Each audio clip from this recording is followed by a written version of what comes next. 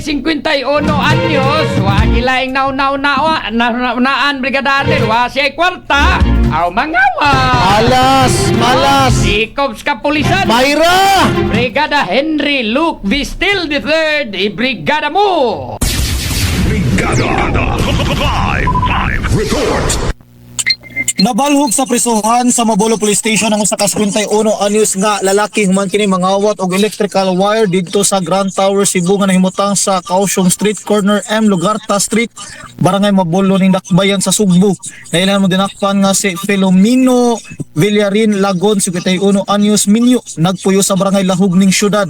Nasayran sa investigasyon sa kapulisan sa Mabolo nga ang suspitsado gidakop pinaagi sa naka-on duty nga lady guard sa diyang iya kini naktuhan nga mihimo sa pagpangawat ang suspitsado diin niyang ipasok ang mga electrical wire nga gikawat sulod sa iyang sapatos.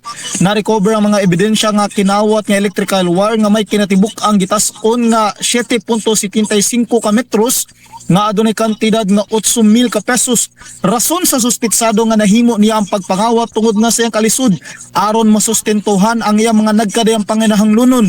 Subay niini giturn over dayon siya sa buhatan sa Mabolo Police Station diin gibalhog siya karon og magatubang sa kasong pagpangawat.